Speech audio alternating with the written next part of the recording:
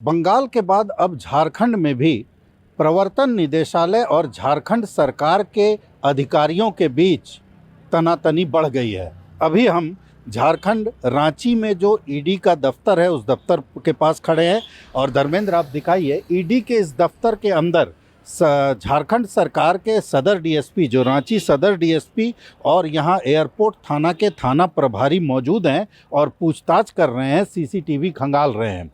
अब क्यों खंगाल रहे हैं इस बारे में ये जो जानकारी मिल रही है उस जानकारी के मुताबिक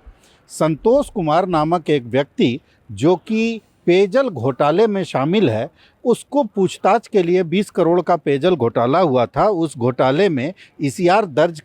ईडी ने किया था और उसके बाद अभी से 4-5 दिन पहले ही संतोष कुमार को पूछताछ के लिए इसी ईडी के दफ्तर में बुलाया गया था।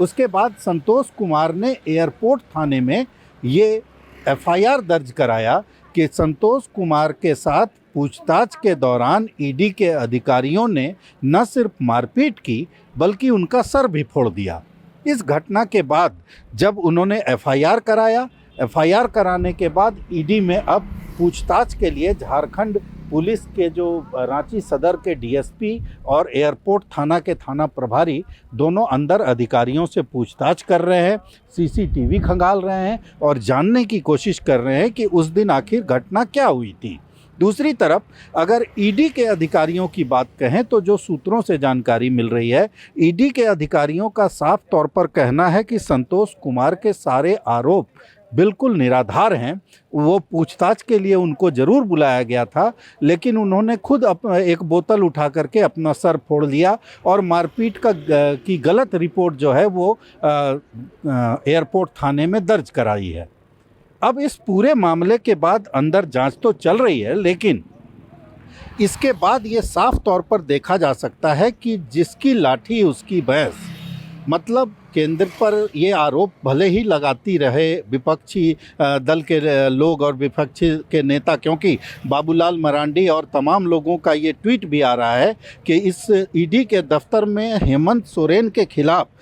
कई महत्वपूर्ण दस्तावेज हैं जिन दस्तावेजों के साथ अगर छेड़छाड़ हुई, क्योंकि झारखंड की पुलिस अंदर घुसी है, तो अगर उसके साथ छेड़छाड़ होती है तो इसकी जिम्मेदारी कौन लेगा। जाहिर है पूरी तरह से ये मामला अब ईडी और रांची पुलिस से बाहर निकलकर राजनीतिक तौर पर गरमाने लगा है। जिस तरह से बंगाल में गरमा रहा है उसी तरह से बंगाल का पड़ोसी राज्य है और इसका असर, चूंकि पड़ोसी राज्य है इसलिए इसका असर जो है वो बंगाल पर भी अवश्य पड़ेगा। भारत एक्सप्रेस के लिए कैमरामैन धर्मेंद्र के साथ मधुकर आनंद, रांची।